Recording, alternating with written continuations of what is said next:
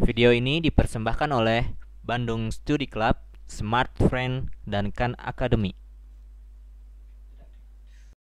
Oke, di sini kita akan membahas tentang tekanan uap. Lalu mungkin akan bertanya-tanya ya, di antara kita kenapa sih bisa terjadi tekanan uap itu sendiri? Nah, ini salah satu jawaban kenapa bisa terjadi tekanan uap itu sendiri. Nah, kita tahu bahwa setiap unsur uh, dia tersusun dari molekul-molekul yang saling berikatan. Nah, ketika suatu unsur tersebut memiliki molekul yang berikatan satu sama lain, mereka memiliki ikatan antar molekulnya, dan pada normalnya mereka akan bergerak ke satu arah dan bergerak dengan teratur. Namun pada kenyataannya kita tahu bahwa uh, walaupun kita menaruh atau kita memasangkan menaruh suatu molekul dengan molekul lainnya secara berdekatan, walaupun mereka memiliki ikatan yang lemah, tapi mereka tetap saja dapat terpisah satu sama lain. Artinya bahwa mereka dapat bergerak bebas dan keluar dari jalur unsur molekul tersebut. Jadi ketika terjadi pembebasan dari molekul tersebut, dapat terjadi tumbukan antar satu sama lain atau terdapat pergerakan yang hebat dari tiap atomnya. Nah, ini menyebabkan adanya temperatur atau meningkatnya temperatur dari molekul-molekul tersebut, sehingga temperatur ini dapat mempengaruhi energi kinetik yang dihasilkan. Jadi ketika mereka, misalnya di sini kita bagi pada satu bagian unsur, yakni kita misalnya mengambil satu bagian dari molekul yang artinya dia terlepas ikatannya dengan molekul lainnya. Kita dapat gambarkan ada suatu grafik, di sini adalah grafik dari energi kinetik. Nah, kita dapat lihat bahwa sumbu ke atas adalah sumbu dari konsentrasi.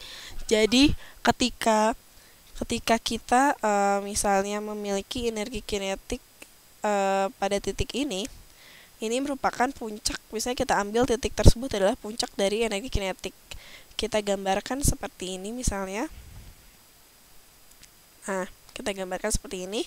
Nah, kita dapat lihat bahwa sebenarnya mengapa bisa terjadi kurva berbentuk seperti ini. Nah, mungkin di situ dapat kita interpretasikan bahwa molekul tersebut dapat memiliki low temperatur dan memiliki high temperatur, maksudnya low energi kinetik dan high energi kinetik, atau energi kinetik yang rendah dan energi kinetik yang tinggi. Nah, ketika mereka masih berikatan satu sama lain, mereka bergerak ke satu arah yang teratur. Itu artinya mereka memiliki besar energi kinetik yang rendah, dan sedangkan ketika setelah mereka berpisah atau terjadi penguapan dari satu sisi molekulnya, maka akan terjadi pergerakan bebas dari molekul yang berpisah tersebut, dan itu artinya menaikkan nilai energi kinetik unsur tersebut, bisa menghasilkan temperatur diantaranya. Output dari energi kinetik itu sendiri adalah temperatur, dan kita dapat melihat terdapat penurunan kurva lagi.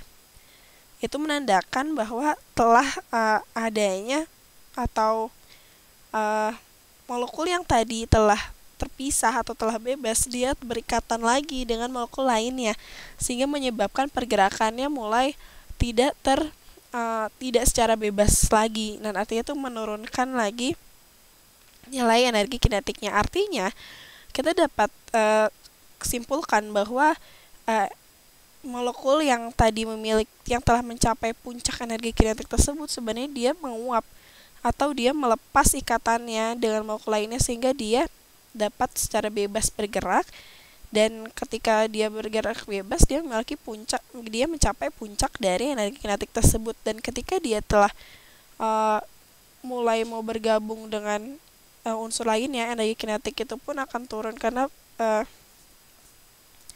nilainya atau pergerakan dari energi yang dihasilkan akan lebih mengecilkan nilai energi kinetiknya. Misalnya ketika angin bergerak, bahwa angin bergerak ini dapat menyebabkan satu unsur bergabung dengan unsur yang lain, dan itulah yang menyebabkan terjadinya pencampuran unsur. Nah, ini adalah di dalam sistem terbuka. Nah, sekarang kita akan lihat atau kita akan meninjau tentang unsur yang tertutup. Di dalam unsur yang tertutup seperti apa? Nah, sebenarnya di unsur yang tertutup ini cakupannya mungkin lebih sempit. Namun kita dapat lihat untuk contoh lebih sederhana dan lebih jelasnya adalah di sistem tertutup ini sendiri. Nah, misalnya kita memiliki molekul-molekul dari air di sini, dan misalnya kita memiliki tekanan dari udara, yang artinya terdapat molekul-molekul udara di atas dari molekul-molekul larutan itu sendiri.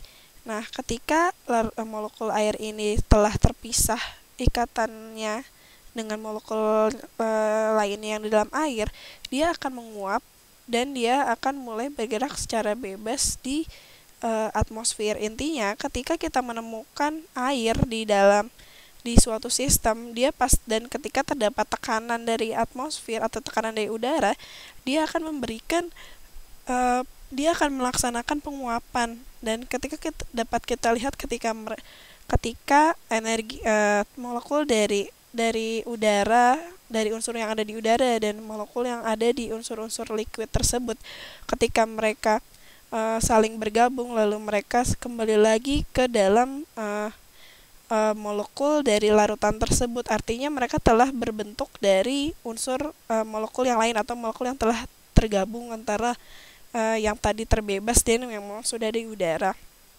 Nah,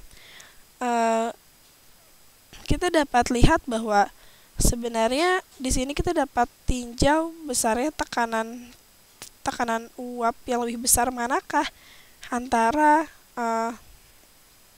larutan dan udara sendiri. Nah, ketika suatu molekul di dalam larutan menguap lebih cepat dibanding yang lainnya, itu artinya dia memiliki titik atau temperatur uap yang lebih rendah dibanding yang lainnya. Nah, ketika molekul larutan tersebut telah terputus ikatannya dan bergerak bebas di udara sehingga terdapat pergerakan dan dengan unsur lainnya, itu artinya telah terjadi tekanan uap atau vapor pressure yang memberikan adanya perbedaan temperatur atau menyebabkan adanya temperatur penambahan atau pengurangan temperatur. Nah,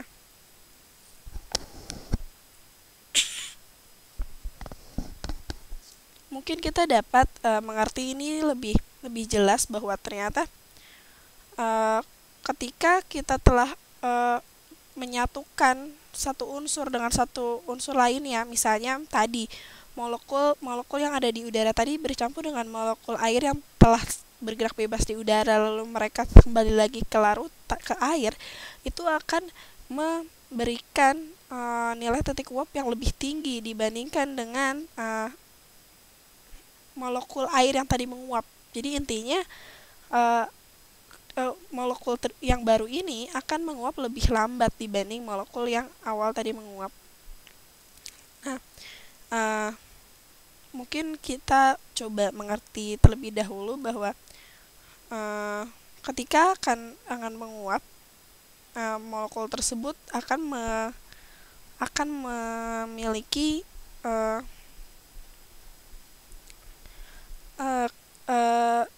energi kinetik yang tinggi dan memiliki intermolekular atau ikatan molekul yang sangat rendah. Nah, itu mungkin tadi secara logika dapat kita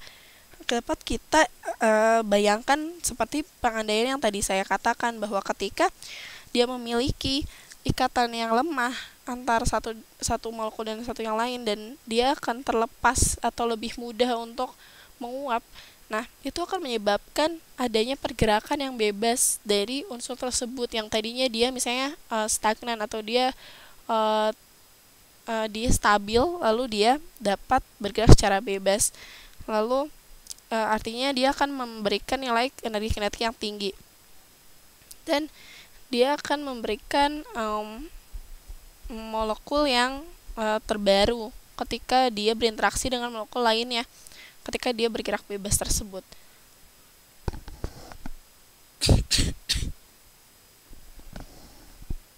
Nah, ketika temperatur atau ketika tekanan uap, maksud saya ketika tekanan uap tersebut makin tinggi, artinya ikatan yang terjadi antar molekulnya lebih lemah, dan artinya ketika dia makin bergerak secara bebas dan bergabung dengan unsur lainnya, dia akan memiliki tekanan uap yang lebih tinggi. Nah, yang pasti wujud dari sebuah unsur tersebut akan menentukan apakah dia memiliki tekanan uap yang tinggi atau yang lemah. Jadi seperti antara perbandingan gas dengan larutan. Ketika larutan tentunya memiliki tekanan larutan ya, cairan misalnya, kita anggap saja larutan dengan gas terlebih dahulu yang lebih mudah. Larutan dengan gas, larutan akan memiliki temperatur uap, maksud saya tekanan uap yang lebih tinggi daripada gas tentu saja, karena larutan itu adalah ikatan antar molekulnya lebih kuat dibanding dengan gas yang lebih bebas. Sedangkan kalau misalnya kita bandingkan antara cairan dan larutan, cairan hanya terdiri dari satu unsur saja, dan artinya dia memiliki kesamaan tekanan uap antar molekulnya. Berbeda ketika kita mencampurkan satu unsur A dengan unsur B, ketika digabungkan mereka akan mendapat ikatan yang lebih kuat karena terdapat ketika suatu molekul berikatan, mereka akan saling memberikan ion atau memberikan elektronnya, sehingga memberikan ikatan yang kuat, apalagi ketika sudah berhubungan dengan ikatan hidrogen dan sebagainya. Sehingga larutan dengan cairan tentu saja lebih memiliki tekanan uap yang lebih tinggi adalah larutan. Nah, ketika kita lihat misalnya di sini, ketika telah terjadi kombinasi antara satu molekul dengan molekul lainnya, itu artinya akan menyebabkan, kembali lagi saya tekankan, akan menyebabkan temperatur, maksud saya tekanan ya, tekanan uap yang lebih tinggi dibanding dengan ketika dia masih berikatan dengan satu molekul yang sama, maksud saya satu molekul yang sejenis, yang memiliki ikatan yang lebih lemah tentunya. Dan ketika makin banyak molekul yang terlepas dari molekul asal, dari unsur asalnya, maka dia akan makin banyak molekul yang berikatan dengan molekul lainnya, dan akan meningkatkan tekanan uap dari unsur tersebut. Misalnya kita kasih contoh di sini adalah air atau H2O. Nah, pada di sini terlihat bahwa untuk sumbu Y kita berikan parameter tekanan dalam torr. Misalnya di sini kita memiliki air yang memiliki tekanan 760 torr. Nah, di sini terlihat bahwa tekanan uapnya adalah pada 100 derajat Celcius. Jadi ketika kita memiliki air dengan 100 derajat Celcius, dia akan memiliki tekanan sebesar 760 torr. Dan kita dapat hitung bahwa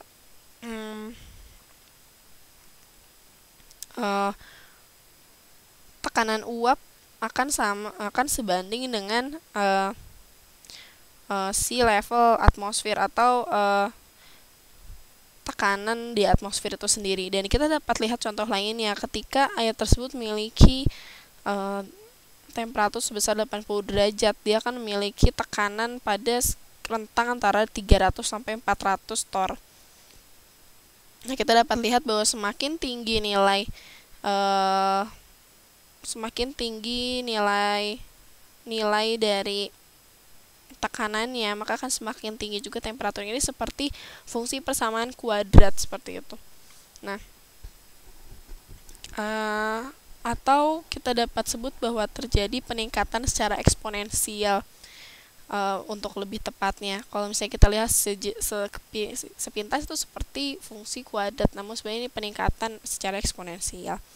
Nah, ketika telah terjadi adanya penggabungan dari dua unsur, akan terjadi perubahan grafik. Mungkin adanya pergeseran bahwa ketika titik puncaknya terjadi ketika temperatur yang lebih besar.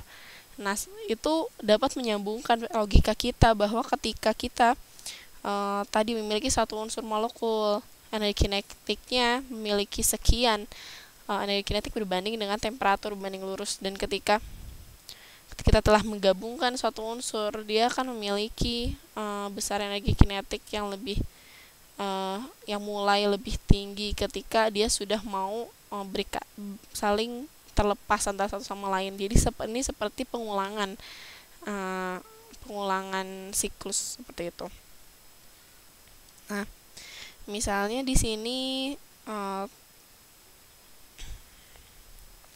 kita memiliki air yang memiliki temperatur sebesar 20 derajat. Dia akan memiliki tekanan yang lebih tinggi daripada tekanan di atas permukaan. Dia akan memiliki tekanan uap yang lebih tinggi daripada sea level pressure atau tekanan uap di atas laut. Nah, ketika misalnya kita memiliki ion klorida misalnya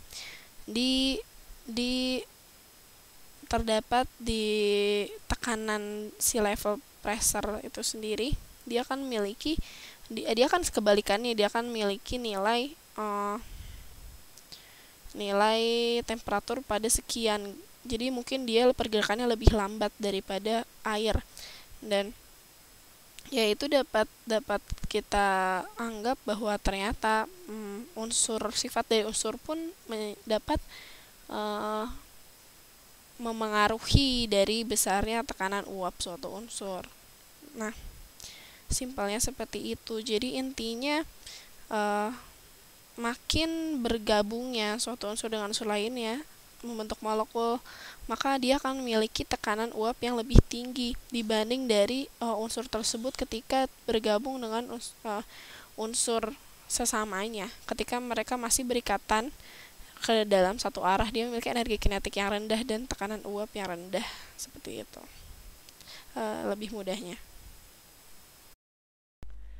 Video ini dipersembahkan oleh Bandung Study Club, Smart Friend, dan Khan Academy.